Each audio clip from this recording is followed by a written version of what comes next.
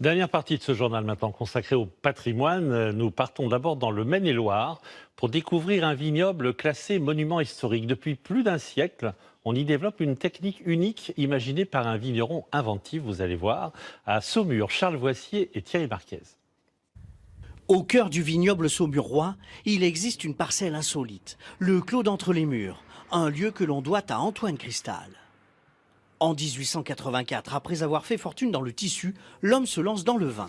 Mathias, c'est le gardien de ce trésor. Il prend soin de cet héritage unique en France. Parce qu'ici, Antoine Cristal a construit 11 murs et mis au point une technique de plantation bien particulière. Il plante des jeunes cèpes qui sont tout petits sur la face nord du mur.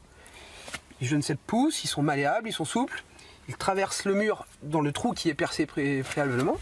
Et puis ensuite, la végétation est formée sur la face sud du mur pour bénéficier de l'ensoleillement maximum.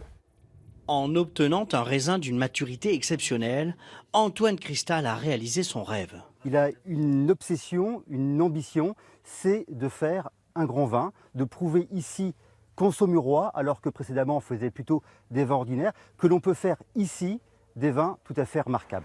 Mais le vigneron n'en reste pas là. Dans son château, il fait venir de Tchécoslovaquie du verre de Bohême pour construire cuves et pressoirs. Regarde, avec un petit coup de nettoyage, la beauté de ce travail. Quand il nettoyait à l'eau, avec le verre, tout partait, il n'y avait pas de particules qui pouvaient rester. Quand il passait une deuxième rentrée de raisin, la vinification, il la fera de manière traditionnelle, en fût de chêne. Le procédé d'Antoine Cristal n'est pas rentable, mais en ayant l'ambition de faire un vin d'exception, il a poussé les viticulteurs de la région à produire des vins de qualité. Le Clos d'Entre-les-Murs est aujourd'hui classé monument historique.